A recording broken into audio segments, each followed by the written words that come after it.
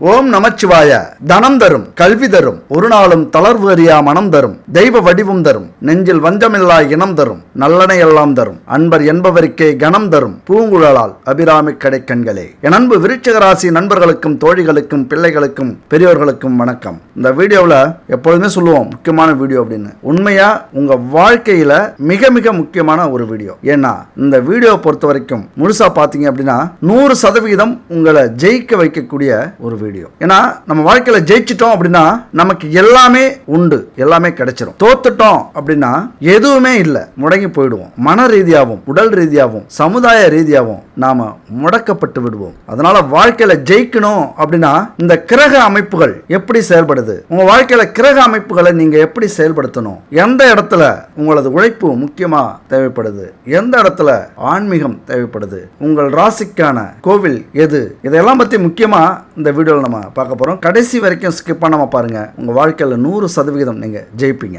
அதுக்கு முன்னாடி உங்க கூட இந்த விஷயத்தை நான் பகிர்ந்துக்கிறேன். இது ஒரு விளம்பரம் தான். இங்க நம்ம வாழ்க்கையில எவ்வளவோ பொருட்கள் கடையில வாங்குறோம். அது கலப்படம் இல்லாம தரத்தோட நியாயமான விலையில இருக்கா அப்படின்னா அது சந்தேகம் தான். ஆனா இந்த நம்பருக்கு கான்டெக்ட் பண்ணுங்க. 9043368826. Good baby. பல விதமான பூஜை பொருட்கள் இருக்கு. பஞ்சகாவிய விளக்கு, பஞ்சகாவிய சாம்பிராணி, அகர்பத்தி, அதுபோல பஞ்சதீப எண்ணெய். இவங்க செக்குல ஆட்டின எண்ணெய்களை வச்சு தீப எண்ணெய் பயன்படுத்திட்டு இருக்காங்க. பச்சரிசி மாவால கோலம் கட்டி கோலம் போடுற, நம்மளாம் அரைச்சி கோலம் போடுவோம். 9 விதமான பூஜை பொருட்களை கலந்து பச்சரிசியால கோலமாவு கட்டி, கோலமாவு பவுடரு, இவங்க இயற்கையான தானியங்களை வச்சு பல விதமான லட்டு செஞ்சு கொடுக்குறாங்க. இப்படி பல பூஜை பொருட்கள் இவங்கள்ட்ட இருக்கு. கடவுள் தானே அப்படின்னு கலப்படமான பொருளை நம்ம வாங்கி பயன்படுத்தும் போது அதற்கான முழு பலனை நம்ம அனுபவிக்க முடியாது. கண்டிப்பா கலப்படம் இல்லாத பொருளா இருக்கணும். கலப்படம் இல்லாம தரத்தோட பாரம்பரியமான முறையில செய்யப்பட்ட புதுமையான பூஜை பொருட்களும் அதுபோல பாரம்பரியமான முறையில் தயாரிக்கப்பட்ட உணவுப் பொருட்களும் இவங்க செஞ்சு கொடுத்துக்கிட்டு இருக்காங்க. உங்களுக்கு நம்பிக்கை இருக்கும் பட்சத்தில் இவங்கள்ட்ட கான்டெக்ட் பண்ணி இந்த பொருளை வாங்கி பயன்படுத்தி பாருங்க. கண்டிப்பா உங்களை திருப்திப்படுத்தும். இந்த வீடியோ பொறுத்த வரைக்கும் முதல்ல ஆன்மீகத்துல நம்பிக்கை வேணும். இன்னைக்கு எல்லாருமே அறிவியலை நம்புற அளவுக்கு ஆன்மீகத்தை நம்புறதில்ல, இந்த ஜோதிட சாஸ்திரத்தை நம்புறதில்ல. இங்க மழை எப்ப வரும், புயல் எப்ப வரும், பூகம்பம் எப்ப வரும் அப்படின்னு முன்னரே கணிச்சு சொல்லும் அறிவியல். ஆனா ஒரு மனுஷன் எப்ப பிறப்பான், எப்படி பிறப்பான், எப்படி வளர்வான், அவனுடைய உறவுகள் எப்படி இருக்கும், உறவுகள் யாராரு, குழந்தைகள் எப்ப பிறக்கும், அந்த குழந்தைகளுடைய வாழ்க்கை எப்படி இருக்கும், அவனுடைய வளர்ச்சி வீழ்ச்சி, இதை எல்லாத்தையும் சொல்லக்கூடிய ஞானம் ஜோதிட சாஸ்திரத்துக்கு மட்டும்தான் இருக்கு, அறிவியலுக்கு உண்டா. அதே நேரத்தில் இந்த ஜோதிடத்தால புயல் எப்ப வரும், பூகம்பம் எப்ப வரும், பேரழிவு இந்த பூமியில எப்ப நடக்கும், அதை சொல்லக்கூடிய வலிமையும் உண்டு. இங்க என்ன தெரியுமா, ஜோதிடர்கள் கணிப்பு தப்பா இருக்கலாம், அனுபவத்தை பொறுத்து நம்பகத்தன்மை இல்லாம இருக்கலாம். சில விஷயத்துல பலிக்கும், சில விஷயத்துல பலிக்காது, பொய்த்து போகலாம். ஆனா ஜோதிட சாஸ்திரத்தை முறையா கற்று முறையா கணிச்சோம் அப்படின்னா ஒரு துளி கூட பொய்க்காது. மனுஷங்களுடைய வருங்காலத்தை உள்ளங்கை நெல்லிக்கனி போல தள்ள தெளிவா எடுத்துரைக்கிற ஒரே சக்தி இந்த ஜோதிட சாஸ்திரத்துக்கு உண்டு. ஏன்னா ஒரு மனுஷன் மேல ஆட்சி செலுத்தக்கூடிய கிரகங்கள், ராசிகள், நட்சத்திரங்கள் அந்த மனுஷனை எப்படி நடத்தணும், எப்படி உருவாக்கணும், எப்படி கர்மாவை அனுபவிக்கணும், இது எல்லாமே இந்த கிரகங்களுடைய ஆதிக்கத்தில் இருக்கு. அதை நம்முடைய முன்னோர்கள், மகான்கள், சித்தர்கள், ஞானிகள் இவங்கெல்லாம் எழுதி வச்சிருக்காங்க. இது எவ்வளவு பெரிய அதிசயம். 1 வருஷம் 2 வருஷமா 5000 வருஷத்துக்கு முன்னாடியே எழுதி வைக்கப்பட்ட ஜோதிட சாஸ்திரம். இன்னைக்கு அதை தான் பார்த்து அறிவியலும் நிரூபிச்சுக்கிட்டு இருக்காங்க. எத்தனை வருஷமா? 100-150 வருஷமா. அன்னைக்கு நம்முடைய மனக்கண், ஞானக்கண் மூலியமா மனிதர்கள், நம்முடைய மகான்கள் கண்டுபிடிச்ச ஒரு 10% கூட இருக்காது. அவ்வளவுதான் அறிவியல் இப்ப கண்டுபிடிச்சிருக்காங்க. ஆனா அன்னைக்கு எவ்வளவு விஷயத்தை அந்த ஜோதிட சாஸ்திரத்தில் அடக்கி வச்சிருக்காங்க. அதனால இந்த உலகம் இன்னைக்கு இதனுடைய அருமை பெருமையை உணராமல், இது போன்ற ஞான சாஸ்திரங்கள் தரும் அறிவுரைக்கு செவி கொடுக்காமல் பல இன்னல்களுக்கு ஆளாகி, துன்பங்களுக்கு ஆளாகி வருது. மனுஷன் ஒவ்வொருத்தரும் நான் பெரிய ஆளு, நீ பெரிய ஆளு, ஆன்மீகம் ஜோதிடம்லாம் மூட நம்பிக்கை அடிச்சு சொல்றாங்க, தற்குறிகளா இருக்காங்க. பாவம், ஆன்மீக சிந்தனையாளர்கள் ஏத்துக்கிறாங்க அறிவியல் உண்மைதான். ஆனா எதை கண்டுபிடிக்கிறீங்க? ஆன்மீகம் ஜோதிடம் சொன்ன இந்த விஷயங்களை நிரூபிச்சுக்கிட்டு இருக்கீங்க, அவ்வளவுதான். ஆன்மீகத்தை பொறுத்த வரைக்கும் அறிவியலும் வேண்டும், ஆனா அறிவியலை பொறுத்த வரைக்கும் ஆன்மீகம் வேண்டாம். ஆன்மீகம் மூட நம்பிக்கை இப்படிலாம் பேசுறது காரணம் என்ன தெரியுமா? அவங்க வாங்கி வந்த கர்மா, அவங்க அப்படிதான் பேசணும் அப்படிங்கிறது தலை விதி, தலையெழுத்துல இருக்கு. இப்ப நம்ம உடம்பே எடுத்துக்கங்களேன். 5 புலன்களாலும் கை கால்களாலும் நம்முடைய இயக்கத்தை நம்மால கட்டுப்படுத்த முடியும் அப்படின்னாலும் உடம்புக்குள்ள ஓயாம உழைச்சிக்கிட்டு இருக்கிற இதயம், இரைப்பை, ஈரல், சிறுநீரகம் இதெல்லாத்தையும் யார் இயக்கிறது? அது எங்க, எப்படி, எதை பொருத்தி வைக்கணும், எப்படி இயக்கணும், அதனுடைய வாழ்நாள் எவ்வளவு, இதெல்லாம் சரியா அமைச்சு கொடுத்த ஏதோ ஒரு சக்தி. அதைத்தான் நம்ம ஆன்மீகம், இறைவன், தெய்வங்கள் நம்ம இப்படி சொல்லிட்டு இருக்கோம். இந்த சூட்சமத்தை நம்ம புரிஞ்சுக்கிட்டோம் அப்படின்னா நம்ம வாழ்க்கையில எப்பொழுதுமே நல்ல விஷயங்களை செய்வோம், நல்லவர்களா வாழ்வோம், நம்முடைய கர்மாக்களை நல்லதா மாத்துவோம், நமக்கு நடக்கிறது எல்லாமே நல்லதாவே நடக்கும். நமக்கு மட்டும் இல்ல, நம்முடைய சந்ததி எல்லாருக்குமே நல்லதாவே நடக்கும். நாம எப்படியோ அப்படிதான் நம்முடைய சந்ததி. அதனால இயற்கை வேறு, இறைவன் வேறு அல்ல. அறிவியல் வேறு, ஆன்மீகம் வேறு அல்ல. இயற்கையையும் அறிவியலையும் நம்ம கிட்ட திணிக்கிறது கிரகங்கள் தான், ராசி நட்சத்திரங்கள் தான். 9 கிரகத்துடைய ஒவ்வொரு விதமான கதிர்வீச்சு இணைஞ்சு நமக்குள்ளார பெரிய மாற்றத்தை ஏற்படுத்துது. நம்முடைய வாழ்க்கைய அது நிர்ணயிக்குது, அது இயக்குது. எப்படி இயக்குது? இங்கதான் கர்மா வேலை செய்யுது. பூர்வ ஜென்ம செயல்களுக்கு ஏற்றது மாதிரி நல்லதையோ கெட்டதையோ பலனையோ பாதிப்பையோ ஏற்படுத்துது. அப்படிதான் நம்மளும் வாழ்ந்துகிட்டு இருக்கோம். அதனால பாதிப்பு உண்டாகும் போது மனசு சோர்வடையாம வலிமையா இருக்கிறதுக்கும், நாம பெரியவங்க சிறியவங்க அப்படிங்கிற மனப்பான்மை இல்லாம இருக்கிறதுக்கும், நம்முடைய வாழ்க்கைய எந்த அளவுக்கு மேம்படுத்திக்கலாம் அப்படிங்கிறதுக்கும் எது உதவுது? இந்த ஆன்மீகமும் இறை வழிபாடும் ரொம்ப ரொம்ப உதவியா இருக்கும். எங்க புரிஞ்சுக்கணும் அப்படின்னா, கர்மா உண்மை, ஜோதிடம் உண்மை, ஆன்மீக சிந்தனை உண்மை, இறை வழிபாடு உண்மை. இதெல்லாம் நம்பிக்கை வைக்கும் போதுதான் நம்முடைய வாழ்க்கையும் மாறும். நம்பிக்கை இல்லாதவங்களுடைய வாழ்க்கையை பாருங்க, என்ன வேணாலும் செய்வாங்க, உலகத்துல எப்படி வேணாலும் வாழலாம் அப்படின்னு வாழ்ந்துட்டு இருப்பாங்க. நம்பிக்கை இருக்கிறவங்க கண்டிப்பா நேர்மையா உண்மையா உழைச்சி அந்த செல்வத்தால வாழக்கூடியவங்க தான் ஆன்மீக சிந்தனைவாதிகள். அதனால ராசிக்கு ஒரு நாயகன் இருக்காங்க, நட்சத்திரத்துக்கு ஒரு நாயகன் இருக்காங்க. அவங்களெல்லாம் ஒன்னு சேர்த்து செயல்பட வைக்கக்கூடிய, மனிதர்களுக்கு நல்ல பலனை கொடுக்கக்கூடிய வல்லமை கோவில்களுக்கு மட்டுமே உண்டு. ஞானிகளுடைய, சித்தர்களுடைய ஜீவசமாதியும் அவங்க வாங்கின வரங்களும் அதனுடைய சக்தியும் கதிர்வீச்சியும் அந்த கோவிலே இருக்கும். அங்க நம்ம போகும்போது அதெல்லாம் நமக்கு கிடைக்கும் அப்படிங்கிறது தான் கோவில்கள். அந்த வகையில ஒவ்வொரு ராசி நண்பர்களும் தோழிகளும் என்ன குணத்தோட பிறப்பாங்க, என்ன குணத்தோட இருப்பாங்க, ஒவ்வொரு ராசிக்கும் ஒவ்வொரு விதமான இறை வழிபாடு உண்டு, ஒவ்வொரு விதமான அதிபதிகள் அதாவது தெய்வங்கள் உண்டு.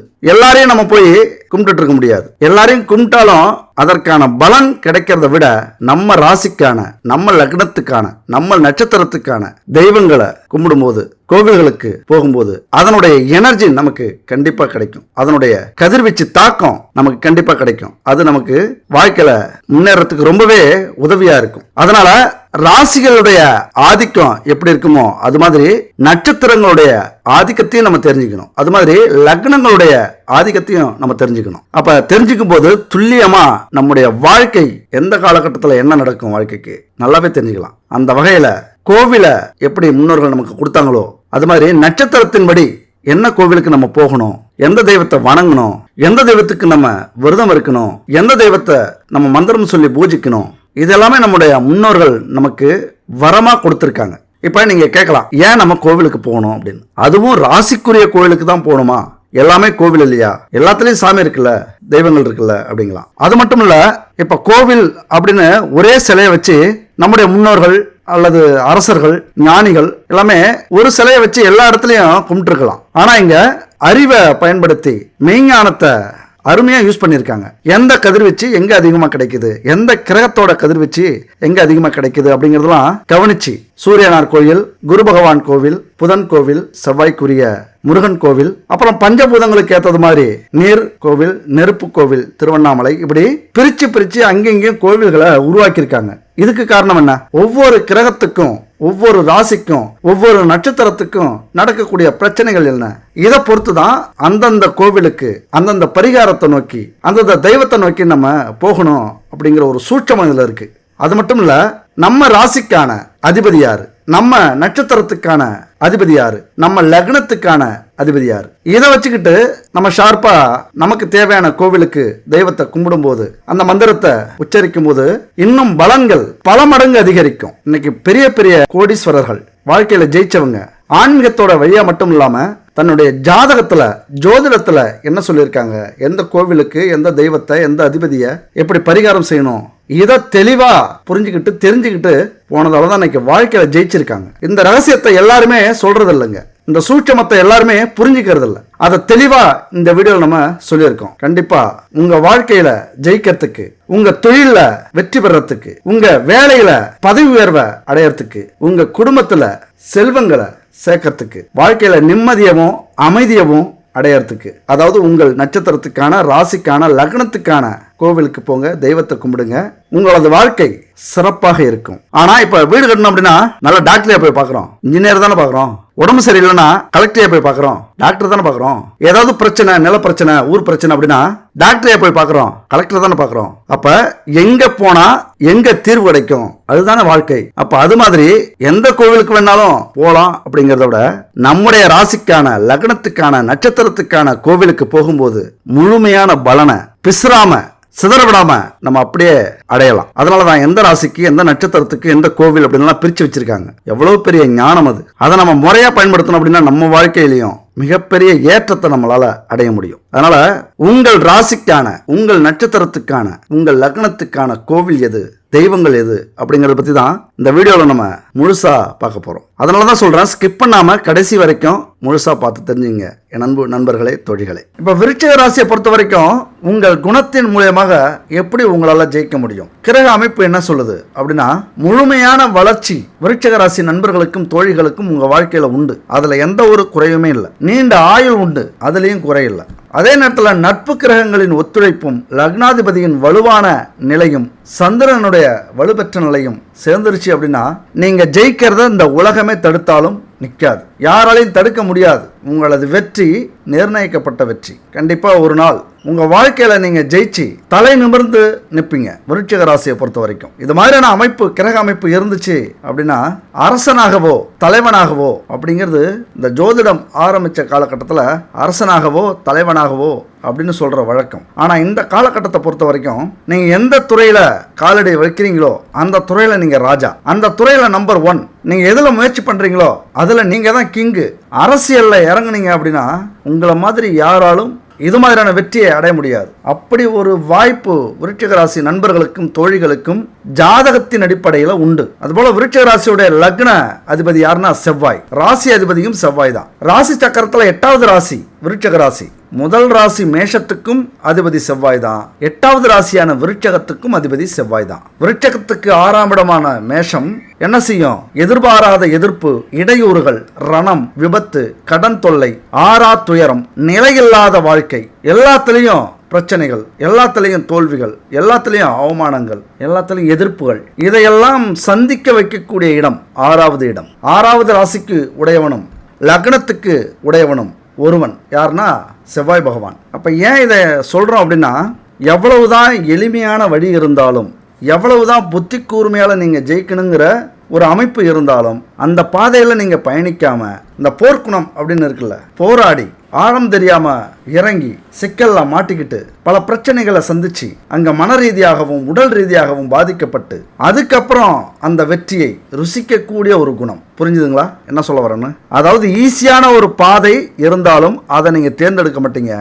கரடு முரடான போரில் வெற்றி பெற்று தான் ஜெயிக்கணும், போராடி தான் ஜெயிக்கணும் அப்படிங்கிற எண்ணம் கொண்டவர்கள். என்ன வித்தியாசம் அப்படின்னா, ஒரு நாட்டுக்கும் போர் வருது, ஒரு அரசனுக்கும் போர் வருது அப்படின்னா பேசினாலே அந்த பிரச்சனை தீர்ந்து போகும். அதே நேரத்தில் இல்ல, போர் நடத்தி தான் அந்த பிரச்சனையை தீர்க்கணும் அப்படிங்கிற குணம் கொண்டவர்கள் விருச்சிக ராசி நண்பர்கள். ஏன்னா அதுதான் ராசியின் அதிபதி செவ்வாய் பகவான். ஒரு போர் வீரன், கேப்டன், கலகக்காரகன், ரத்தத்துக்கு காரகத்துவம் பெற்றவன் செவ்வாய் பகவான். எந்த ஒரு பிரச்சனையிலையும் அந்த ஒரு வேகம், அந்த ஒரு வெறித்தனம், அந்த ஒரு போர்க்குணம், இந்த போர்கண்ட சிங்கம் அப்படின்னு கேள்விப்பட்டிருப்பீங்களா, அது விருச்சிக ராசி நண்பர்களும் தோழிகளும் தான். இங்க பாவாதிபதி பாவத்தில் இருந்தால் பாவபலன் அனுகூலமாக மாறிவிடும். பாவாதிபதி பாவத்தில் இருக்கணும் அப்படின்னு என்ன அர்த்தம்? கெட்டவன் கெட்ட இடத்துல இருந்தா உங்களுக்கு நல்லது நடக்கும், கெட்டவன் நல்ல இடத்துல இருந்தா நமக்கு கெட்டது நடக்கும். இது எப்படின்னா, கெட்டவன் கெட்டவனோட சேர்ந்தான்னா 2 பேரும் சேர்ந்து ஜெயிலுக்கு போவாங்க, கெட்டவன் நல்லவன் கூட சேர்ந்தா நல்லவனும் ஜெயிலுக்கு போவான், கெட்டவனும் ஜெயிலுக்கு போவான். இப்படித்தான். அப்ப பாவாதிபதி பாவத்தில் இருக்கும்போது பாவ பலன் உங்களுக்கு நல்லதா நடக்கும். லக்னாதிபதி எந்த பாவத்தில் இருந்தாலும் அந்த பாவம் சரிவை சந்திக்காது, உங்களுக்கு பிரச்சனையை கொடுக்காது. அதனால லக்னாதிபதியே பாவாதிபதியாக மாறும்பொழுது இடையூறுகளை, துன்பங்களை, துயரங்களை, போராட்டங்களை, அவமானங்களை தாண்டி உங்க வாழ்க்கையில ஜெயிக்கக்கூடிய திறமை விருச்சிக ராசி நண்பர்களுக்கும் தோழிகளுக்கும் கிரக அமைப்புப்படி உண்டு. ஆனா எப்படி இருக்கு அப்படின்னா உங்க ஜாதகத்தை பார்த்து தான் தெரியும். நம்ம சொல்றது பொதுவான பலன். இப்ப லக்னாதிபதி பாவத்தில் இருக்கா, இல்ல ராசி அது கூட என்னென்ன கிரகங்கள் சேர்ந்திருக்கு, இதையெல்லாம் பொறுத்து தான் இந்த விஷயம் அமையும். அதனால இந்த ராசியில எந்த கிரகமும் உச்சத்தை அடையாது. ஆனா சந்திரன் நீச்சம் பெறுகிறார். சந்திரன் யாரு? மனதுக்கு காரகனாக அதிபதியாக இருக்கிறார். அதே சந்திரன் கடகத்துக்கு அதிபதியாகவும் வருகிறார். விருச்சிக ராசி நண்பர்களும் தோழிகளும் அதிர்ஷ்டங்களை சந்தித்தாலும் யோகங்களை சந்தித்தாலும் உண்மையா உழைச்சி வாழ்க்கையில முன்னேறணும் அப்படின்னு நினைச்சாலும் உயிரை கொடுத்து போராடினாலும் முழு பலனையும் முழு அங்கீகாரத்தையும் முழு வெற்றியையும் அடைய முடியாத சூழ்நிலை ஏற்படும். ஏன்னா இங்க சந்திரன் நீச்சம் பெற்று இருக்கிறார். மனசுக்கு சொந்தக்காரர். உங்க மனசு ரெட்ட மனசா இருக்கும். இது ஜெயிக்குமா ஜெயிக்காதா, இது நடக்குமா நடக்காதா, இது கிடைக்குமா கிடைக்காதா. எப்பொழுதுமே ஒரு மனசோட ஒரு விஷயத்தை செய்யும் போதுதான் அங்க நமக்கு வெற்றி கிடைக்கும். இங்க சந்திரன் நீச்சம் பெற்று இருக்கிறதுனால உங்க மனசு உணர்வுபூர்வமா தைரியமா செயல்படாது. அப்ப அந்த குழப்பங்கள் இருந்துகிட்டே இருக்கும். அதிர்ஷ்டம் வந்தாலும் அதனால யோகம் வந்தாலும் அந்த பலன் முழுமையா உங்களுக்கு கிடைக்காது. லாட்டரி சீட்டே உங்களுக்கு விழுந்தாலும் அதை உங்களால் அந்த பணத்தை வாங்க முடியாதுங்கிற கதை. புதையலே நீங்க எடுத்தாலும் அந்த புதையலை வச்சு நீங்க அனுபவிக்க முடியாது அப்படிங்கிற ஒரு விஷயம். இப்படிதான் எல்லா விஷயத்திலையும் நீங்க பொருத்தி பாருங்க. வேலை செய்யற இடத்துல நீங்க உழைச்சி வேலை செஞ்சுட்டு இருப்பீங்க. ஆனா அதனுடைய பலனை இன்னொருத்தவங்க எடுத்துட்டு போயிட்டு இருப்பாங்க. குடும்பத்துக்காக பாடுபடுவீங்க. ஆனா அதனுடைய பலனை உங்க குடும்பத்தில் இருக்கிற வேற யாராவது எடுத்துட்டு போயிட்டு இருப்பாங்க. இதுதான் விருச்சிக ராசியுடைய பலன். ஏன்னா ஒரு குடத்துக்குள்ளார விளக்க வச்சுட்டா வெளிச்சம் தெரியுமா எங்கேயும், அந்த மாதிரியான அமைப்பை கொண்டவர்கள், அதாவது துரதிர்ஷ்டத்தை கொண்டவர்கள் விருச்சிக ராசி நண்பர்களும் தோழிகளும். உங்களது பெருமை வெளியே தெரியாது. நீங்க தான் இதை செஞ்சீங்க, உங்களால தான் இது நடந்தது அப்படின்னு உலகத்துக்கே தெரியாது. ஆனாலும் அதை விட்டு கொடுக்கக்கூடிய பெருந்தன்மை உங்களுக்கு உண்டு. இதுக்கான பலன் எப்போ உங்களுக்கு கிடைக்கும்னா பின்னாட்களில் கண்டிப்பா நீங்கள் உணரக்கூடிய அளவுக்கு எப்போதோ நம்ம இதை செஞ்சோம் அதனால தான் இப்போ கிடைச்சிருக்கு அப்படின்னு உணரக்கூடிய வகையில் உங்களுக்கு ஒரு நேரத்தில் கிடைக்கும். அதுக்கு என்ன தேவை உங்களுக்கு அப்படின்னா பொறுமை தான் தேவை. அந்த பொறுமை மட்டும் இருந்தது அப்படின்னா அந்த உழைப்புக்கான அந்த நம்பிக்கைக்கான பலன் உங்களை தேடி ஒரு நாள் வரும். அதே நேரத்தில் சந்திரன் 5வது நவாம்சத்துல வர்க்கோத்தமம் பெற்றிருக்கும் போது வேலை வாய்ப்புல பணம், பெருமை, குடும்பம், புகழ், அதிர்ஷ்டம், யோகம், ஒரு நல்ல பதவி, இது எல்லாமே உங்களுக்கு முழுமையா கிடைக்கும். எங்க ராசி கட்டத்துல இல்லாம நவம்ச கட்டம்னு ஒண்ணு இருக்கு. அதுபோல அந்த மேஷத்துக்கும் விருட்சகத்துக்கும் அதிபதி செவ்வாய் தான். ஆனா மாறுபட்ட பலன் இங்க நடக்கும். மேஷத்துக்கு நடக்கிறதே உங்களுக்கு நடக்காது. ஏன் அப்படின்னா மேஷ ராசி இரவு ராசி, விருட்சக ராசி பகல் ராசி. நீங்க பகல்ல சுறுசுறுப்பா இருப்பீங்க, மேஷ ராசி இரவுல சுறுசுறுப்பா இருப்பாங்க. அதனால உங்க 2 பேத்துக்குமே மேஷராசிக்கும் விருச்சிக ராசிக்கும் அதிபதி ஒன்னா இருந்தாலும் செயல்பாடுகளும் பலன்களும் ஒன்றாக அமையாது. ஏன்னா செவ்வாய் உச்சம் பெற்று உபசயஸ்தானத்துல தென்பட்டால் விருச்சிக ராசி நண்பர்களும் தோழிகளும் அடுத்தவர்களுடைய ஒத்துழைப்பால உங்களால ஜெயிக்க முடியும். அடுத்தவங்களுடைய உதவி இந்த இடத்துல ரொம்ப தேவை. ஏன்னா ஒரு கை தட்டினா ஓசை அதிகம் வராது, பல கை தட்டினாதான் ஓசை அதிகமா வரும். அப்ப அந்த செவ்வாய் இன்னும் ஆக்ரோஷமா செயல்படுவார். சில இடத்துல விவேகம் மட்டும் பத்தாது, வேகமும் தேவை. ஏன்னா ஒரு ஆக்சிடென்ட் நடந்துருச்சு, நம்ம விவேகமா செயல்படுவோம் அப்படின்னு அப்படியே பொறுமையா 108க்கு ஃபோன் பண்ணி வரவழைச்சு அப்புறம் தூக்கிட்டு போறதை விட இந்த இடத்துல வேகம் செயல்படணும், அது கூட விவேகமும் செயல்படணும். வேகம் செயல்படுது அப்படின்னு நம்ம வேகமா அவங்கள ஆக்சிடென்ட் ஆனவங்களை தூக்கிட்டு போக முடியாது. சில இடத்துல அங்கே விவேகமும் செயல்படணும். ஆனால் விவேகம் மட்டும் செயல்பட்டா உயிரை காப்பாற்ற முடியாது. வேகம் அதிகம் இருக்கணும், விவேகம் கூட இருக்கணும். அந்த வேகம் செவ்வாய் பகவானால உங்களுக்கு உண்டு. அதே நேரத்தில் உங்க கூட நட்புகள், உறவுகள் அல்லது உங்களுக்கு வரக்கூடிய கணவன் மனைவி அந்த பலம் சேர்ந்தா இன்னும் உங்களால் வாழ்க்கையில ஜெயிக்க முடியும், முன்னேற முடியும். ஆனால் அதே நேரத்தில் செவ்வாய் நீச்சம் பெற்றிருந்தால், எங்க கடகராசியில நீச்சம் பெற்றிருந்தால் உங்களுக்கு உறவுகளும் நண்பர்களும் துரோகிகளாக மாறுவார்கள். முட்டுக்கட்டையா இருப்பாங்க, ஏற்படுத்துவாங்க. ஏன்னா இங்க உங்க வேகத்தையும் விவேகத்தையும் அவங்க பார்க்கணும்ல. அதனால செவ்வாய் பகவான் நீச்சம் பெற்று இருக்கும்போது அவங்களுடைய ஆட்டம் அதிகமாக இருக்கும் உங்கள் வாழ்க்கையில். கிராமத்தில் ஒரு பழமொழி இருக்குது, பூனை இழைச்சா எலிக்கு கொண்டாட்டமா அப்படின்ட்டு. ஏதோ அது ஒரு வித்தியாசமாக சொல்லுவாங்க. அந்த மாதிரி வீரத்தோடும் விவேகத்தோடும் வேகத்தோடும் போர்க்குணத்தோடும் செயல்படக்கூடிய செவ்வாய் பகவான் நீச்சம் பெற்றிருக்கும் போது கடகத்தில் புள்ளப்பூச்சிக்கெல்லாம் கொடுக்கு முளைக்கும். வந்தவன் போனவன் இருந்தவன் கூட வாழ்ந்தவன் எல்லாமே துரோகியா மாறுவார்கள். வேண்டியவர்களும் வேண்டாதவர்களாக மாறிவிடக்கூடிய சூழ்நிலை உண்டு. அவங்களுடைய வளர்ச்சி அதிகரிக்கும், உங்களது வளர்ச்சி தடைபடும். இந்த இடத்துல ரொம்ப எச்சரிக்கையா நீங்க செயல்படணும். அதுபோல விருச்சிக ராசி சூரியனுக்கும் குருவுக்கும் பந்து வீடு. பந்து வீடுனா நட்பு வீடு. புதன் சுக்கிரன் சனி ஆகிய 3 பேருக்கும் எதிரி வீடு, சத்ரு வீடு. 2ஆம் வீட்டுக்கும் 5ஆம் வீட்டுக்கும் குரு அதிபதியா இருக்கிறதுனால துயரத்தை விட துன்பத்தை விட இன்பம் அதிகமாக உங்க வாழ்க்கையில கிடைக்கும். ஏன்னா 5க்கு குரு அதிபதியா வரதுனால 5ஆம் இடம் பூர்வ புண்ணியஸ்தானம். அதே நேரத்தில் 9ஆம் பாவம் கடகமா வரதுனால விருச்சிக ராசி அதிபதிக்கு நீச்ச வீடா இருக்கு. அப்ப லக்னம் 9ஆம் பாவாதிபதிக்கு நீச்ச வீடாக இருப்பதாலும் வாழ்நாள் முழுவதும் இங்கே தான் கவனிக்கணும். கிரக அமைப்பை சொல்கிறோம். கிரக அமைப்பு உங்களுக்கு புரியல அப்படின்னாலும் கடைசி அதன் மூலியமாக என்ன சொல்ல வரோம் அப்படிங்கிறத தெளிவாக நீங்கள் புரிஞ்சுக்கணும். இந்த மாதிரியான கிரக அமைப்பு வாழ்நாள் முழுவதும் மறக்க முடியாத துரோகத்தை பதிவு செய்ய இடம் கொடுத்து விடும் உங்கள் அதிபதியான செவ்வாய் பகவான். அதே நேரத்தில் நட்பு கிரகங்களுடைய ஒத்துழைப்பும் லக்னாதிபதி செவ்வாய் பகவானுடைய வலுவான நிலையும் சந்திரனுடைய வலுப்பெற்ற நிலையும் சேர்ந்துருச்சு அப்படின்னா உங்க வாழ்க்கையில உங்களை அடிச்சுக்கிறதுக்கு யாராலையும் முடியாது. நான் சொன்ன மாதிரி உங்களை ஜெயிக்க வைக்க இந்த பிரபஞ்சம் துணையாக இருக்கும். இந்த கிரக அமைப்புகள்லாம் துணையாக இருக்கும். நீங்க பிறந்த பரம்பரை இருக்குல்ல, புகழ்பெற்ற பரம்பரையாக சந்ததியினராக வருங்காலத்தில் மாற்றி அமைக்கக்கூடிய வலிமை உங்க கையில் இருக்கு. விருச்சிக ராசி நண்பர்கள் தோழிகள் கையில் இருக்கு. அதே நேரத்தில் 9க்குடையவன் 10ல் இருப்பதோ, 10க்குடையவன் 9ல் இருப்பதோ, 9க்கும் 10க்கும் உடையவன் 9லோ 10லோ இருந்து சேர்ந்து செயல்பட்டால் தர்ம கருமாதிபதி யோகம் உங்களுக்கு உண்டு.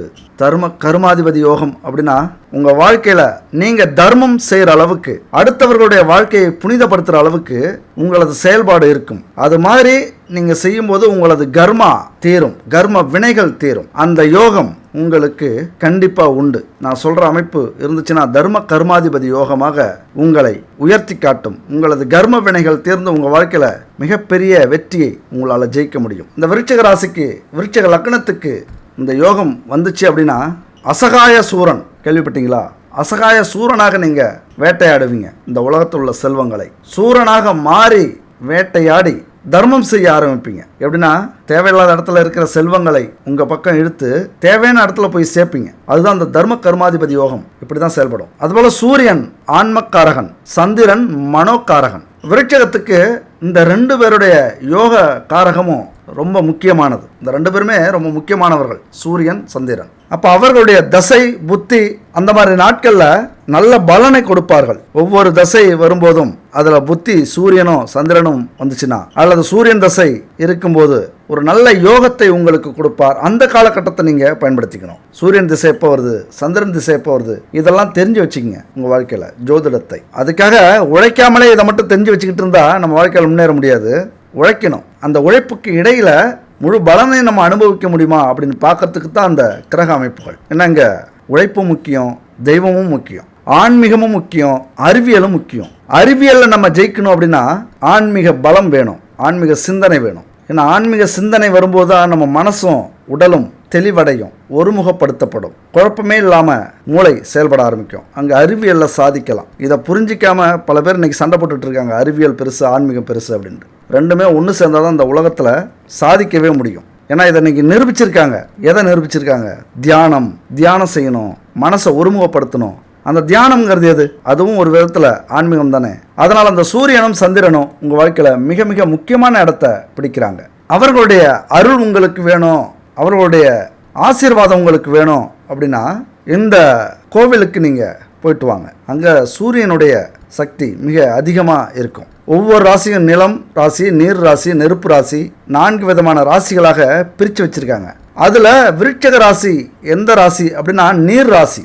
கடகம், விருட்சகம், மீனம், இந்த 3 ராசியும் நீர் ராசி. அப்போ நீங்கள் எந்த கோவிலுக்கு போயிட்டு வரலாம் அப்படின்னா நீரை குறிக்கக்கூடிய இடமான திருவானைக்காவல் ஜம்புலிங்கேஸ்வரரை நீங்கள் வணங்கணும். அது திருவானைக்காவலில் இருக்குது. அங்கே போயிட்டு வாங்க. உங்களுக்கான மிக முக்கியமான கோவில் அது. அதுபோல் ஒரு மனுஷனுக்கு வாழ்க்கையில் இந்த 3 விஷயம் தான் முக்கியம். இந்த 3 விஷயம் இல்லாத மனுஷன் எல்லாமே சந்தோஷமாக தான் இருக்காங்க. எதிரிகள் இல்லா, கடன் இல்லா, நோய் இல்லா மனிதர்கள் வாழ்க்கையில் சொர்க்கத்தை அனுபவிச்சுட்டு இருக்காங்க. அதில் தான் நமக்கு பிரச்சனை இருக்குது அப்படின்னா இறைவன் தான் ஒரே வழி. உங்கள் வாழ்க்கையில் நீங்கள் நல்லதை அனுபவிக்கணும், நல்லதை செய்யணும், கட்டுப்பாட்டோட வாழணும் அப்படின்னா அதுக்கு ஒரே வழி ஆன்மீகம் தான். நம்முடைய முன்னோர்கள் ஆன்மீகத்தை தான் முதல்ல எடுத்து வைக்கிறாங்க. தவறு செஞ்சாலும் நல்லது செஞ்சாலும் இது மனுஷனுடைய இயல்பு. இப்போ நீங்களே எடுத்துக்கங்க, எந்த தவறு செஞ்சாலும் என்ன சொல்லுவீங்க?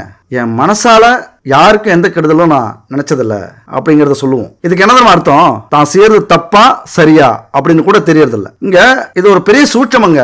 நம்ம செய்யறதுல எதுங்க தப்பு எதுங்க சரி அப்படின்னு கண்டுபிடிக்கவே முடியாது. இப்ப ஒருத்தவங்களை அடிக்கிறோம் அப்படின்னாலே அது தப்பா ரைட்டான்னு கூட நம்ம சிந்திக்கக்கூடிய நேரம் இருக்காது. நல்லதுக்காக அடிக்கிறோமா கெட்டதுக்காக அடிக்கிறோமா? அவன் தப்பு செஞ்சதுக்காக நம்ம அவன் அடிக்கிறோமா இல்ல நம்முடைய கோபத்துக்காக நம்முடைய வலிமையை காட்டுறதுக்காக நம்ம அடிக்கிறோமா? இங்கதான் தப்பு ரைட்டு அப்படின்னு பாக்குறோம். ரொம்ப குழப்பம் இருக்கு இந்த விஷயத்துல. எது சரி எது தப்பு அப்படின்னு பல விஷயங்களை நம்ம ஆராய்ச்சி பண்ணிட்டு இருக்க முடியாது. வாழ்ற வாழ்க்கையில ஓடுற ஓட்டத்துல தப்போ ரைட்டோ போயிட்டே இருப்போம். ஆனா யார் ஒருத்தன் செய்யக்கூடிய ஒவ்வொரு செயலிலும் நடந்து போறது இயற்கை. ஆனா கீழே ஒருத்த பார்த்து எறும்பு கூட்டம் போகுதா ஏதாவது ஜீவன் நடந்து போகுதா அதை மிதிக்காம போகணும் அப்படின்னு நினைச்சா அது மிகப்பெரிய ஒரு நல்ல விஷயம். அப்ப இதை எல்லாரும் நம்ம கவனிக்கிறது இல்ல. என்னதான் நம்ம புண்ணியம் செஞ்சாலும் ஒரு பறவைகள் கூண்டையோ அல்லது ஒரு எறும்புகள் கூட்டத்தையோ கலைச்சோம் சிதைச்சோம் அப்படின்னா அது கூட பாவம் தான். ஆனா அந்த பாவத்தினுடைய அளவு இருக்கு, பெருசா சின்னதா அப்படிங்கிறது. அப்ப இந்த விஷயத்துல இருந்து நம்ம தப்பிக்கணும், அதுக்கு பரிகாரம் தேடணும் அப்படின்னா ஒரே இடம் கோவில் தான், தெய்வம் தான், ஆன்மீக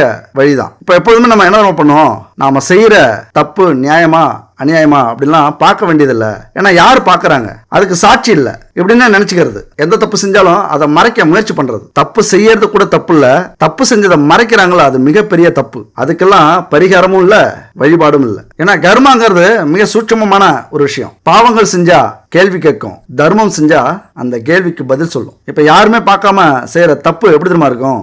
ஒரு கோவில்ல ஒரு மனுஷன் வரிசையில் நிக்கிறாங்க உண்டியல்ல காசு போடுறதுக்கு. அப்ப அவன் என்ன பண்றான்னா நல்ல நோட்டெல்லாம் எடுத்து வச்சுட்டு பார்த்து அந்த 100 ரூபா ஒரு கிழிஞ்ச நோட்டை அந்த உண்டியல்ல போடுறான். பின்னாடி இருந்தவர் ஒருத்தர் கூப்பிடுறாரு, கூப்பிட்டு அந்த பணத்தை கொடுக்குறாரு. பணத்தை பார்த்தா 500 ரூபாய். ஆஹா நம்ம கையால போட சொல்றாரு இந்த பணத்தை அப்படின்ட்டு அந்த 500 ரூபாயும் போட்டுறாங்க. திரும்பி என்னங்க என்ன போட சொல்லிட்டீங்க, நீங்களே போட்டுக்கலாமே அப்படின்னு கேட்கறாங்க. இல்லைங்க அது ஏன் பணம் இல்ல, உங்க பாக்கெட்ல இருந்து கீழே விழுந்தது, அதை நீங்க கவனிக்கல அதான் எடுத்து கொடுத்தோம் அப்படின்னா. அப்ப கிழிஞ்ச நோட்டை போட நினைச்ச அந்த மனுஷனுடைய 500 ரூபாய் நல்ல நோட்டு உண்டியலுக்கு போயிருக்கு. அப்ப இதுக்கு யார் காரணம்? யாருமே பார்க்கல அப்படின்னு நினைச்சாலும் ஆனா உண்மையாங்க நமக்கு மேல ஒரு சக்தி இருக்கிறது நிரூபிக்கப்படுதுல. அதுதான் வாழ்க்கை. யாருமே பார்க்கல அப்படின்னு நம்ம செய்யற தப்புக்கள் நம்முடைய கர்மாவா அங்க சேர்க்கப்பட்டிருக்கு. அதனால ஏன் இதை நம்ம சொல்றோம்? இறைவன் நம்மளை பார்த்துக்கிட்டு இருக்காரு அப்படின்னு ஏன் சொல்றோம் அப்படின்னா, விருச்சிக ராசியை பொறுத்த வரைக்கும் இது ஸ்திர ராசி. எண்ணம் செயல்ல ஒரு தைரியம் துணிச்சல் தெரியும். சோம்பேறியா இருந்து விஷயத்தை கோட்டை விட மாட்டீங்க. இடையூறுகளை கண்டு துரோகங்களை கண்டு பிரச்சனைகளை கண்டு அஞ்ச மாட்டீங்க.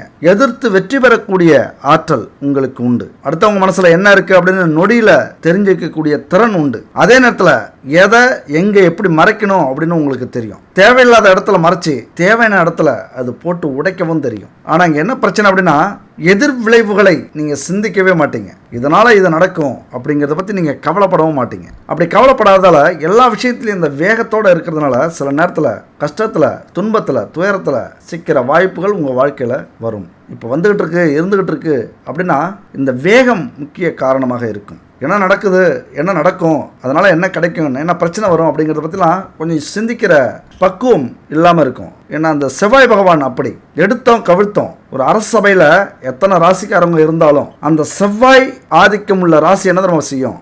எந்த ஒரு தூதர் அந்த அரசு சபைக்கு வந்தாலும் உடனே வாளை உருவோம். ஒரு கை பார்த்து விடலாம், ஐயா அவன் நல்லது சொல்றதுக்கு தான் வந்திருக்கான், பரவாயில்ல அதையும் எதிர்த்து போரிடுவோம். அப்படி வாளை சுழட்டக்கூடிய ஒரு உள்ளம் கொண்டவர்கள் எண்ணம் கொண்டவர்கள். இங்க எது செயல்படுது அப்படின்னா அவங்களுடைய மூளையை செவ்வாய் பகவான் செயல்படுத்துகிறார். இந்த விஷயத்தை நீங்க புரிஞ்சுக்கணும். அப்ப அதுக்கு நம்முடைய மதியை செயல்படுத்தி கொஞ்சம் கட்டுப்படுத்திக்கணும். இதை எல்லா விஷயத்திலும் நீங்க பொருத்தி பாருங்க. அவசரப்படாம எந்த ஒரு காரியமும் நீங்க செஞ்சீங்க அப்படின்னா கண்டிப்பா உங்களுக்கு வெற்றி முக்கியம். ஆனா உங்களால் அது முடியாது. இந்த இடத்துல வேகம் தான் அதிகமா இருக்குமே தவிர விவேகம் குறைவாக இருக்கும். இந்த செப்படி வித்தை மாயாஜாலம் ஆன்மீக நம்பிக்கை இதெல்லாம் அவங்களுக்கு நாட்டம் அதிகரிக்கும். அடுத்து இந்த கண்கட்டு வித்தை இறந்தவங்கள்ட்ட பேசுகிற விஷயம், இந்த சாமி ஆடுறது குறி சொல்றது இதெல்லாம் உங்களுக்கு ஆர்வம் கண்டிப்பாக இருக்கும். அடுத்து பார்த்தோம்னா பொருளாதாரத்தில் நீங்கள் நினச்சது கிடைக்கல அப்படின்னாலும் வேற வழியில் அதை பூர்த்தி செஞ்சுப்பீங்க, அதை கிடைக்க வச்சிருவீங்க.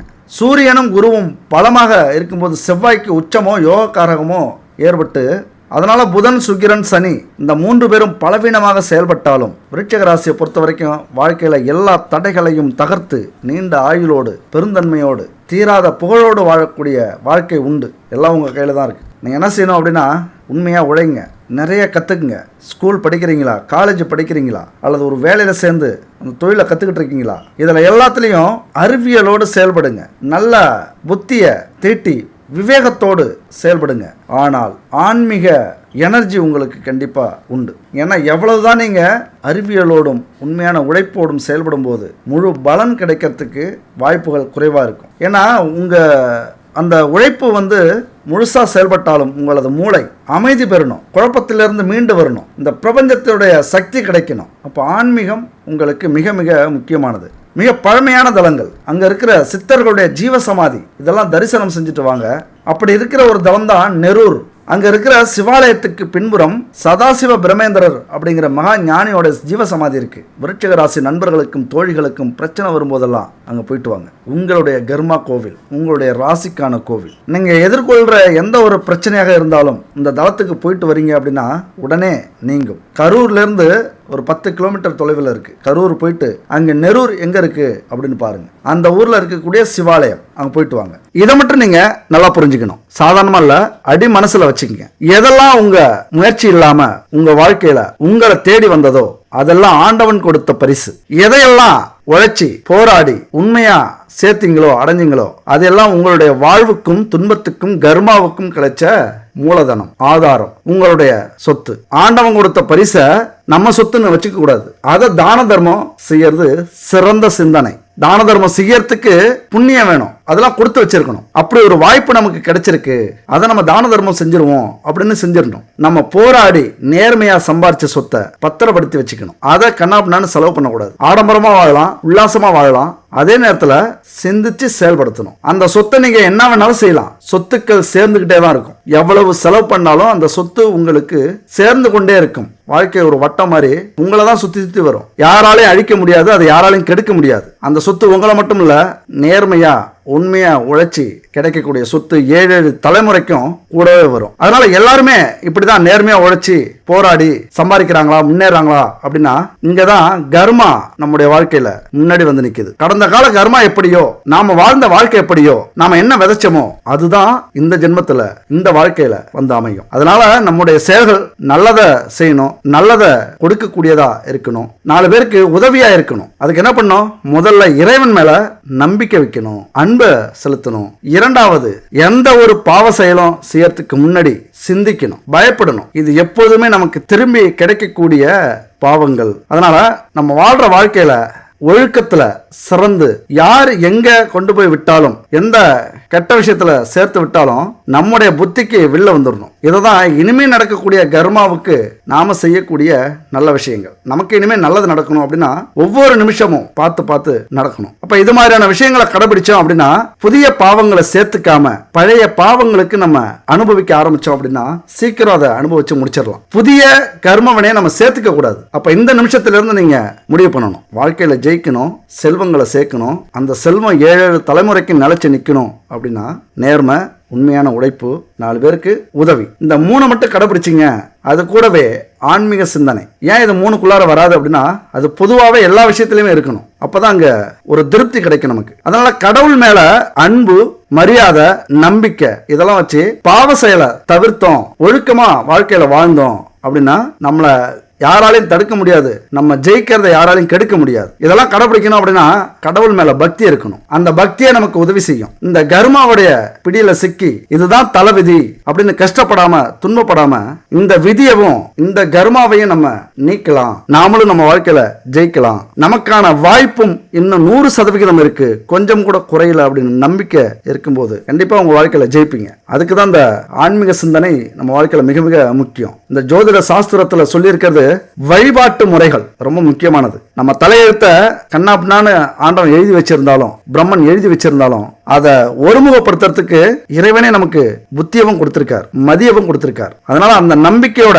விதி எப்படி விளையாண்டாலும் நம்முடைய மதியால நிதானமா பொறுமையா ஆன்மீக பலத்தோடு எந்த கடவுளை எந்த தெய்வத்தை எப்படி வணங்கணும் அப்படிங்கறத தெரிஞ்சுக்கிட்டு ஒவ்வொரு நாளும் இதை நம்ம கடைபிடிக்கணும் அப்படின்னா கண்டிப்பா வெற்றி நம்ம பக்கம்தான். அதனாலதான் இங்க கடவுளோட கோவிலோட பரிகாரங்களையும் நம்ம சொல்லிட்டு இருக்கோம். பல அற்புதமான சக்தியை கொண்டதுதான் நம்முடைய பிரபஞ்சம். இந்த பிரபஞ்சத்தை நம்ம முழுசா நம்பி எந்த செயல்ல ஈடுபடுறோமோ, எது நமக்கு கிடைக்கணும்னு நினைக்கிறோமோ அது கண்டிப்பா நமக்கு கிடைக்கும். கண்டிப்பா வெற்றியை அடைய முடியும். இந்த பிரபஞ்சம் நீ எதை செய்யறியோ அதே திருப்பி கொடுக்கும். அது உங்க உடலுக்கும் பொருந்தும். எல்லாரும் சொல்லுவோம் அண்டத்துல இருப்பதுதான் பிண்டத்தில் இருக்கு அப்படின்னு சொல்லுவாங்க. அதனால நம்ம உடலும் ஒரு பிரபஞ்சம் தான். எப்படி இந்த பிரபஞ்சத்துக்கு எல்லையே இல்லையோ அந்த மாதிரி நம்முடைய உடலுக்கும் எல்லை இல்லை. ஏன்னா நம்ம உடம்புல இருக்கிற மனசு இருக்குல்ல, அதுக்கு எல்லை உண்டா? நினைச்சு பாருங்க. இந்த மனசு எங்க வேணாலும் போகும். இந்த பிரபஞ்சத்தோட எல்லைக்கு வேணாலும் போகும். நம்ம கடவுள், தெய்வம், ஆன்மீகம் இதெல்லாம் எதை வச்சு வணங்குறோம்? இந்த பிரபஞ்சத்துடைய எல்லை தான் அந்த இறைவன். அப்ப இந்த பிரபஞ்சமும் நம்முடைய உடலும் மனமும் ஒண்ணு. அதனால நம்முடைய உடலை ரொம்ப பாதுகாக்கணும். உங்க ராசியை பொறுத்த வரைக்கும் முறையான உணவு ரொம்ப முக்கியம். முறையான உணவை நீங்க சாப்பிடல அப்படின்னா ஆரோக்கியம் கெடும். இதுதான் மனசுக்கும் உடலுக்கும் உள்ள ஒரு ஒற்றுமை. இதுதான் பிரபஞ்ச விதி. அதனால ஆன்மீக ரீதியா செய்யக்கூடிய எந்த ஒரு பரிகாரமும் இந்த பிரபஞ்சத்தோட தொடர்புடையது. நல்லா புரிஞ்சுங்க. நம்ம வீட்டில் தீபமேத்தி சூடமேத்தி கும்பிடுறோம் அப்படின்னா இந்த பிரபஞ்சத்துக்கு தொடர்புடையது. அந்த பிரபஞ்சம் வரைக்கும் அது எட்டும். அந்த சக்தி உங்களுக்கு நேரா வந்து கிடைக்கும். இந்த பிரபஞ்சத்தை நம்ம நேரடியா தொடர்பு கொள்ளணும் அப்படின்னா நம்முடைய பூஜை முறை, பரிகார முறை, நம்முடைய தியானம், மந்திரம் இதுதான் காரணம். அது மட்டும் இல்ல, ஆன்மீக ரீதியா சொல்ற இந்த பிரம்ம முகூர்த்தம் அப்படிங்கிறது நேரடியா இந்த பிரபஞ்சத்தை தொடர்பு படுத்துறது, நேரடியா கடவுளை பார்க்கக்கூடிய விஷயம், நேரடியா நம்முடைய எண்ணங்களை கொண்டு போய் சேர்க்கறதுக்கும் அந்த எண்ணங்களுக்கு பதில் கொடுக்க பிரபஞ்சம் தயாராகிறதுக்கும் ஒரு முன்னோடி தான் இந்த தியானம், மந்திரம், ஆன்மீக சிந்தனை. அதனால தயவு செஞ்சு பிரபஞ்சத்தை நம்புங்க, முழுமையா நம்புங்க. இங்க எந்த அளவுக்கு பிரபஞ்சத்தை நம்புறீங்களோ அந்த அளவுக்கு கடவுளை நம்புவீங்க. எந்த அளவுக்கு கடவுளை நம்புறீங்களோ அந்த அளவுக்கு உங்களை நம்புவீங்க. எந்த அளவுக்கு உங்களை நம்புறீங்களோ அந்த அளவுக்கு வெற்றி நிச்சயிக்கப்படும். எதை கேட்டாலும் நமக்கு வாரி வழங்கக்கூடிய வள்ளல் தான் இந்த பிரபஞ்சம். அதனால அந்த பிரபஞ்சத்தை நம்ம வசப்படுத்தினா மட்டும்தான் நம்ம வாழ்க்கையில ஜெயிக்க முடியும். எதுக்கு இவ்வளவு பெரிய விஷயத்தெல்லாம் பேசிட்டு இருக்கீங்க பிரபஞ்சம், கர்மா அப்படின்லாம்? இங்க நம்பிக்கைங்கிறது ரொம்ப முக்கியம் இல்ல. எதுக்காக நம்ம நம்பணும் அப்படின்னு நீங்க கேட்கலாம். இந்த ஒரு புரிதல் வேணும், இந்த ஒரு ரகசியம், இதெல்லாம் ஒரு சூட்சமம் மாதிரி. எதுக்குமே ஒரு தொடர்பு வேணும்ல. நீங்க கோவிலுக்கு போங்க, தெய்வத்தை வணங்குங்க, உங்களுக்கு நல்லது நடந்துரும் அப்படின்னு சொல்றதை விட ஏன் கோவிலுக்கு போகணும்? இந்த பிரபஞ்சம்னா என்ன?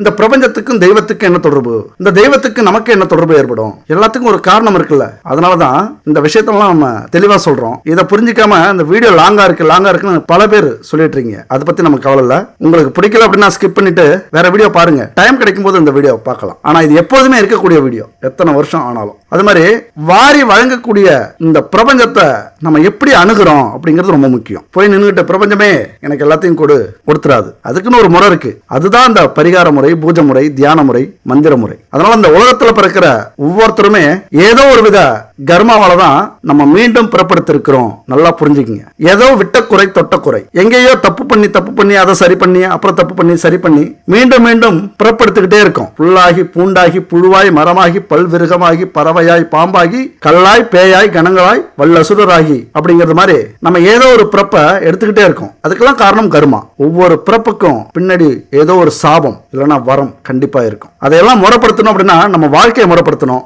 ஆன்மீகத்துல பயணம் செய்யணும். அதுக்கப்புறம் தான் நம்ம வாழ்க்கையில ஜெயிக்க முடியும்.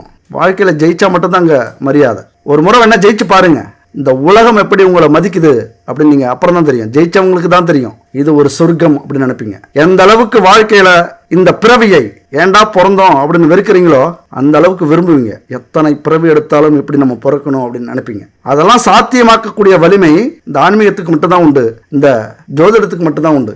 உங்க ராசிக்கு என்ன கோவில் தெளிவா நீங்க தெரிஞ்சுக்கணும். அடுத்தது, உங்கள் ராசிக்கு 2ஆம் இடமான தனம், வாக்கு, குடும்பஸ்தானத்துக்கு அதிபதி குரு வருகிறார். வாழ்க்கையினுடைய பிற்பகுதியில பணவரவு, சேமிப்பு, முன்னேற்றம், சொகுசான வாழ்க்கை, வாகனம், நல்ல வீடு இதெல்லாம் கட்டக்கூடிய அமைப்பு உங்களுக்கு உண்டு. இதெல்லாம் எப்படி கட்ட முடியும்? ஜெயிச்சாதான் கட்ட முடியும் உங்க வாழ்க்கையில. அப்ப அந்த ஜெயிக்கிறதுக்கான வாய்ப்பு உங்களுக்கு கிடைக்கும். உங்களுடைய வாழ்க்கை துணை, கணவனோ மனைவியோ ஏதாவது ஒரு வகையில பிரபலமா இருப்பாங்க. ஏதாவது ஒரு தொழிலையோ வேலையிலையோ தனித்திறமையோட இருப்பாங்க. இந்த விஷயத்துல இவங்களை அடிச்சுக்கிறதுக்கு ஆளே இல்லை அப்படிங்கிற ஒரு பெருமை இருக்கும். அதிகபட்ச கலைகள்ல அதிக ஆர்வத்தோடு இருக்கக்கூடிய வாய்ப்புகள் உண்டு. உங்கள்கிட்ட மிகுந்த அன்போடும் அக்கறையோடும் ஒரு நண்பரை போல, ஒரு உறவினர் போல உங்கள்கிட்ட பழகுவாங்க. ஏன்னா சயனஸ்தானம் அப்படிங்கிற 12ஆம் இடத்துக்கு சுக்கிரன் தான் அதிபதியாக வர்றாரு. கண்டிப்பாக உங்கள் வாழ்க்கையில் நீங்கள் சொகுசான வாழ்க்கையை வாழ்ந்துட்டு தான் போகணும் கடைசி காலத்துக்குள்ளார அப்படிங்கிற ஒரு விதி இருக்குது. முன்னாடி உங்கள் வாழ்க்கையில் கஷ்டப்பட்டீங்க அப்படின்னா பின்னாடி சொகுசான வாழ்க்கை கண்டிப்பாக உண்டு. 4 நாள் வேலை செஞ்சீங்க கஷ்டப்பட்டு அப்படின்னா 2 நாள் சுகமாக வாழக்கூடிய அமைப்பு உண்டு. அடிக்கடி ஊர் சுற்றுவீங்க, அடிக்கடி பயணங்கள் செல்லக்கூடிய அமைப்பு உங்களுக்கு உண்டு. அந்த பயணத்திலே நீங்கள் என்ன செய்யணும் அப்படின்னா உங்கள் ராசிக்கான கோவிலுக்கு போயிட்டு வாங்க. மிக முக்கியமானது, விருச்சிக ராசிக்கு அதிபதி செவ்வாயா இருக்கிறதுனால ஞானியர்களையும் மகான்களையும்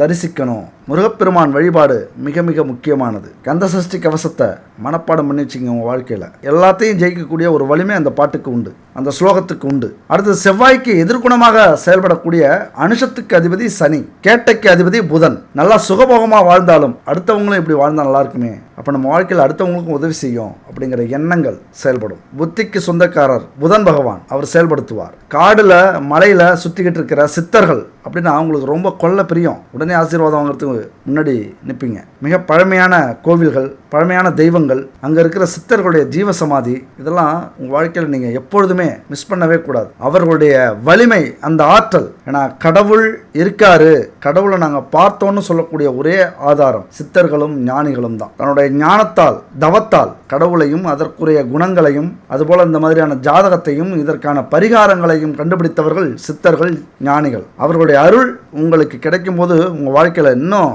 சிறப்பான பலனை நீங்கள் அடைவீங்க. அப்படி ஜீவசமாதி அமைஞ்சிருக்கிற இடம் தான் நான் முன்னாடி சொன்னால நெரூர். அங்கே போயிட்டு வாங்க. விருச்சிக ராசி நண்பர்களை பொறுத்த வரைக்கும் உங்கள் வாழ்க்கையில் ஒரு முறையாவது அந்த இடத்துக்கு போயிட்டு வாங்க. உங்கள் கர்மாவுக்கான ஒரு கோவில். இந்த ஜென்மத்தில் நீங்கள் இந்த கோவிலுக்கு போயிட்டு வந்தே ஆகணுங்கிற ஒரு அமைப்பு கொண்ட கோவில் அது. அடுத்து பார்த்தோம்னா விருச்சிக ராசியில் இருக்கிற விசாகம் 4ஆம் பாத நட்சத்திர நண்பர்கள் எங்கே போயிட்டு வரலாம், எந்த கோவில் உங்களுக்கான கோவில் அப்படின்னு பார்த்தீங்கன்னா திருவனந்தபுரத்தில் இருக்கிற ஸ்ரீ ஹரிலட்சுமி, அங்கே இருக்கிற ஸ்ரீ ஆனந்த பத்மநாபனை ஏகாதசி நாளில் போயிட்டு வணங்கிட்டு வாங்க. உங்களது கர்மா கோவில் அது.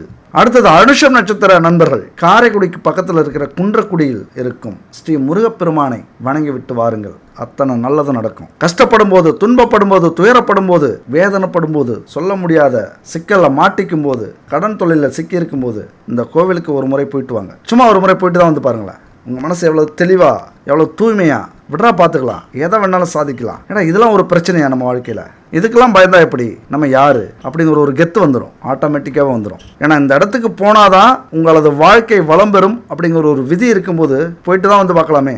கம்பசூத்திரமா இங்கே கிளம்புனா அங்கே போய் கோவிலில் போய் நிற்கிறது அப்படின்னு நம்ம நினச்சிடலாம். ஆனால் அது முடியாது. இந்த காலகட்டத்தில் குன்றக்குடி முருகப்பெருமான் உங்களை பார்க்கணும் அப்படின்னு நினச்சாதான் நீங்கள் கிளம்பவே முடியும். இல்லைனா பல தடைகள், இன்னல்கள், உங்களுக்கு பிடிக்காது, உங்களுக்கு விருப்பம் இல்லாது, இப்படியான அமைப்பை ஏற்படுத்தி கொண்டே இருப்பார். அவர் ஆசைப்பட்டார் அப்படின்னா எத்தனை தடைகள் வந்தாலும், காசு பணமே இல்லைனாலும் கிளம்பிக்கிட்டே இருப்பீங்க. அதனால அனுஷம் நட்சத்திர நண்பர்கள் அங்கே போயிட்டு வாங்க. அடுத்தது கேட்டை நட்சத்திர நண்பர்கள் திருவேற்காட்டில் இருக்கிற கருமாரி அம்மன் கோவில், அதுபோல சாமிமலை முருகப்பெருமான் கோவிலுக்கும் போயிட்டு வாங்க. உங்கள் வாழ்க்கை மிக சிறப்பாக இருக்கும். அடுத்தது பரிகாரங்களை பொறுத்த வரைக்கும் எல்லாரும் சொல்லுவாங்க சாஸ்திரத்துல பரிகாரம்லாம் சொல்லல, பரிகாரம்னு ஒண்ணு ஜோதிட சாஸ்திரத்துல இல்ல, அதெல்லாம் இல்லாமலா இத்தனை கோவில்கள் இருக்கு, இவ்வளவு தான தர்மங்கள் செய்ய சொல்றாங்க, ஒவ்வொரு கோவில்லையும் தர்மங்கள் செஞ்சிட்டு இருக்காங்க.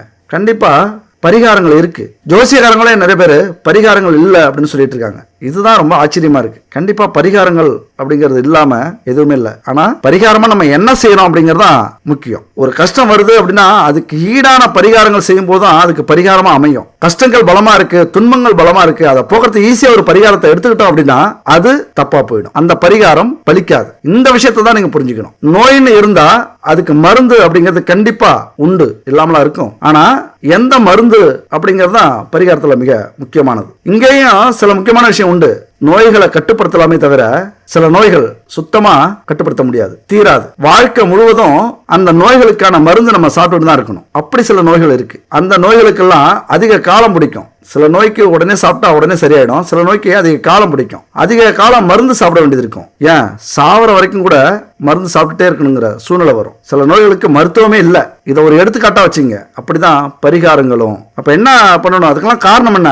நம்முடைய கர்மா தான். நாம செஞ்ச அந்த கொடுமைகள் தான் இன்னைக்கு இது மாதிரியான கஷ்டங்கள்லாம் நம்ம அனுபவிக்கிறோம். அப்ப அதுக்கான பரிகாரங்கள் எது மாதிரி நம்ம செய்யணும் அப்படிங்கிறத பார்த்து செய்யணும். அதாவது தெரிஞ்சே செஞ்ச தவறுகள், துரோகங்கள், பாவங்களுக்கெல்லாம் என்னைக்குமே பிராயச்சித்தமே இல்லை. ஆனா மரணத்துக்கு ஈக்குவலான பரிகாரங்களை எடுத்துக்கிட்டீங்க அப்படின்னா கண்டிப்பா அதுல கூட உங்களுக்கு விடுதலை உண்டு. அதனால எந்த ஒரு துன்பத்திலிருந்தும் ஈஸியா தப்பிக்கணும் அப்படின்னு நினைக்காம மனசு வருந்தி வரக்கூடிய தண்டனையை ஏத்துக்கிறதுக்கு நீங்க தயாரா இருந்தீங்க அப்படின்னா இறைவன் கண்டிப்பா மன்னிப்பார். ஓடி ஒளிஞ்சிங்க அப்படின்னா துரத்துவார், அவ்வளவுதான். கடைசி வரைக்கும் மன்னிக்கவே மாட்டார். அப்ப நம்மளா ஏத்துக்கிட்டு அந்த பரிகாரத்தை நம்ம செய்யணும், மனம் வருந்தி செய்யணும். எவ்வளவு பெரிய பாவங்கள் தெரிஞ்சே செஞ்சாலும் பரிகாரத்தால சரி பண்ணிடலாம்.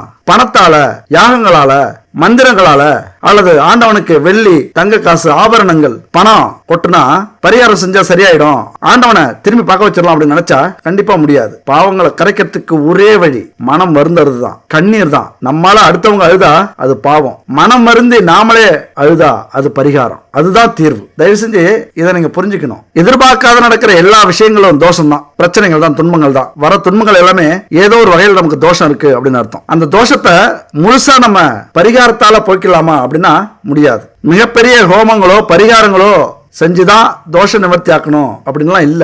எல்லா பரிகாரங்களும் பூஜைகளும் தோஷத்தோட தாக்கத்தை குறைக்கும். உங்க வாழ்க்கையில நீங்க ஜெயிக்கணும், யாருக்கும் பயப்படக்கூடாது, எந்த தடையும் நமக்கு ஏற்படக்கூடாது, நல்லபடியா நல்ல வழியில சம்பாதிக்கணும் அப்படின்னா ஆன்மீக வழியில இந்த 2 விஷயங்களை கடைபிடிங்க. 2 விஷயங்கள், இதுதான் பரிகாரம். முதல்ல உங்க வீட்டை சுத்தமாக்கி தினமும் காலையிலயும் மாலையிலயும் பூஜை செய்யுங்க, விளக்கேத்துங்க. பூஜை அறையில பூஜைக்கு தேவையான பொருள் மிக மிக முக்கியமானது. ஏன்னா நேர்மறை சக்திகள் எந்த அளவுக்கு இருக்கோ அந்த அளவுக்கு தான் நம்ம வாழ்க்கையில ஜெயிக்க முடியும். கந்திஷ்டி, எதிர்மறை சக்திகள், பொறாமை இதெல்லாம் நம்ம வீட்டை சுத்தி அடிக்கடி இருக்கும். அதெல்லாம் போக்கணும் அப்படின்னா நம்ம வீட்டுல எப்பொழுதுமே பூஜை அறையில நம்ம தீபம் ஏத்தி ஆகணும். அது மாதிரி அங்கிருந்து வரக்கூடிய வாசனைகள் எதிர்மறை சக்திகளை விரட்டி நேர்மறை சக்தியை கொண்டு வரணும். நம்ம வாழ்க்கையில ஆன்மீக சிந்தனை, அமைதி, தெளிவு, அன்பு, பொறுமை இதெல்லாம் தரக்கூடியது நம்முடைய பூஜை அறை தான். ஒரு 10 நிமிஷம் அங்க உட்காந்துட்டீங்க அப்படின்னா தெளிவா ஆயிடுவீங்க. அப்புறம் நடக்கிறது எல்லாமே தெளிவா இருக்கும், நீங்க செய்யறது எல்லாமே தெளிவா செய்வீங்க. அதனால பூஜை அறையை கவனமா வச்சுங்க.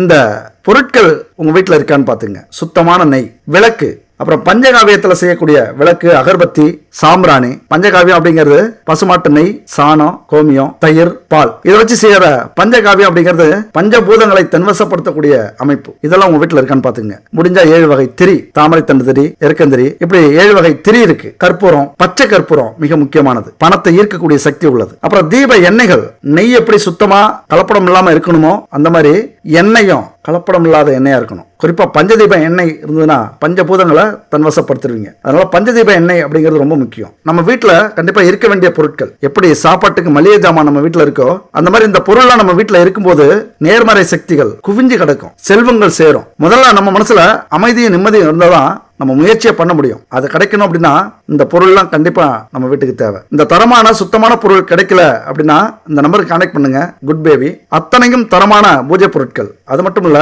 உணவுப் பொருட்கள் அவங்க செஞ்சிட்டு இருக்காங்க. நம்பிக்கை இருந்தா இவங்கள்ட்ட வாங்கி பயன்படுத்துங்க. அப்புறம் சந்தர்ப்பம் கிடைக்கும் போதெல்லாம் கோவிலுக்கு போயிட்டு வாங்க.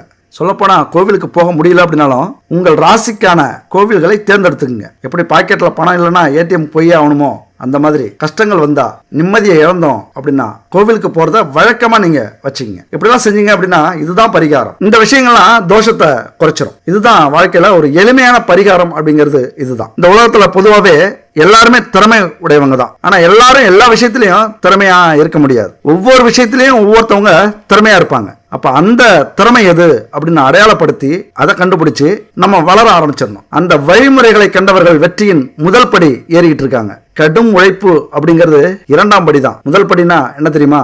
100 பேர் பிடிச்சு இழுத்தாலும், 1000 பேர் தடுத்தாலும், 1,00,000 பேர் உன்னால முடியாது, அதுக்கெல்லாம் நீ சரிப்பட்டு வர மாட்டேன்னு சொன்னாலும், என்னுடைய கனவை நிஜமாக்க, வாழ்க்கையில ஜெயிக்க என்னால மட்டும்தான் முடியும்னு எல்லாரையும் வரிசையில நிக்க வச்சுட்டு முதல் படி ஏறாம பாரு. அந்த முதல் படி தான் தன்னம்பிக்கை.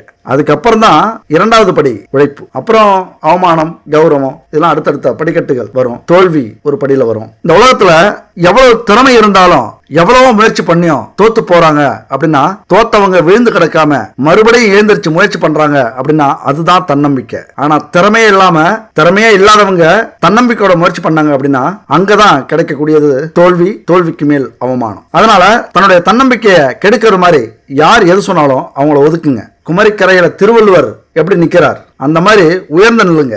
தன்னம்பிக்கையோட பொறுமையும் தலைமை பண்புகளும் இருந்தா கண்டிப்பா வெற்றி நிச்சயம் உங்களுக்கு. பணம் சம்பாதிக்கிறது மட்டும் வெற்றி இல்ல, பணத்துக்கு அடுத்ததும் வெற்றி தோல்வி இருக்கு. நேர்மை, கௌரவம், சுயமரியாதை இதெல்லாம் கூட வெற்றி தோல்வியை நிர்ணயிக்கிறது தான், நிர்ணயிக்கக்கூடிய புள்ளிகள் இதெல்லாம். அதனால ஏழ்மையில நேர்மை அப்படிங்கிறது பாராட்டக்கூடியது. இங்க நேர்மை, உழைப்பு, ஆன்மீக சிந்தனை இது இருந்தாலே போதும், வெற்றி உங்களுக்கு தான். கண்டிப்பா நீங்க ஜெயிப்பீங்க வாழ்க்கையில. ஆனா நேர்மைக்கே ஏழ்மை பரிசு அப்படின்னா இந்த சமூகம் தவறான பாதையில போயிட்டு இருக்கு அப்படின்னு அர்த்தம். ஏழ்மையா இருக்கிறவன எப்பொழுதுமே அடக்கி வச்சிருக்கிறது, முன்னேற விடாம தடுக்கிறது. சமூகம் அப்படின்னா அடுத்த ஆள் இல்ல, நம்ம கூட இருக்கிறவங்களே அப்படிதான் இருப்பாங்க. அப்போ இங்க எதிரி யாரு? நம்முடைய சமூகம் தான். அதனால நம்ம ஜெயிக்கணும்னா நாம எப்பொழுதுமே இப்படிதான், நம்மளால முடியாது, நமக்கு கொடுத்து வச்சது இவ்வளவுதான், நம்முடைய விதி இவ்வளவுதான் அப்படின்னு அலட்சியமா இல்லாம நம்மளால முடியும் அப்படின்னு நம்ம மேல நம்பிக்கை வச்சு இந்த சமூகத்துக்கு நம்ம யாருன்னு காட்டித்தான் ஆகணும். திருவள்ளுவருடைய ஊக்கம் உடைமை, ஆய்வினை உடைமை, இடுக்கண் அறியாமை, வினைத்திற்பம் இதெல்லாம் சொல்லக்கூடியது அப்படின்னா துன்பங்கள் வரும்போது மனம் தளராமல் நகைத்து ஒதுக்குங்க. துன்பங்களை கடப்பதற்கு அதனை விட சிறந்த வழி எதுவுமே இல்ல. துன்பம் உங்களை சூழும் போது துவண்டு போவாதீங்க, அந்த துன்பத்தையே துன்பத்தில் ஆழ்த்தி அதை தோல்வி அடைய செய்யுங்க அப்படிங்கறதா திருவள்ளுவர் சொல்லக்கூடிய பாடம். இதெல்லாத்தையும் நம்ம புரிஞ்சுக்கிட்டோம் அப்படின்னா நாம தான் இங்க கிங்கு. தலைவராகலாம், கோடீஸ்வரராகலாம், எல்லா வகையிலையும் உங்களை தகுதிப்படுத்துங்க. எங்களுக்கு இது வேணும், எங்களாலே முடியும், நாங்களும் இதுக்கு தகுதியானவர்கள் அப்படின்னு நீங்க தான் நிரூபிக்கணும். போராடுங்க, வெற்றி பெறுங்க. புகழோ இகழ்வோ இறைவன்கிட்ட ஒப்படைச்சிருங்க. ஒப்படைச்சிட்டு உங்களது பாதை இதுதான், போயிட்டே இருங்க. வெற்றி நிச்சயமா கிடைக்கும். நீங்களும் வாழ்க்கையில ஜெயிப்பீங்க. கடைசியா ஒன்று சொல்லட்டுமா? போனா போகுது, ஜெயிச்சிருங்க. ஜெயிச்சிட்டீங்கன்னா நீங்க சொல்றது இந்த உலகமே கேட்கும். தோத்துட்டீங்கன்னா நாம வீட்டு நாய்க்குட்டி கூட கேட்காது. அதனால ஜெயிச்சிருங்க மக்கா, ஜெயிச்சிருங்க. அடுத்த ஒரு அற்புதமான வீடியோவில் சந்திப்போம். நன்றி, வணக்கம்.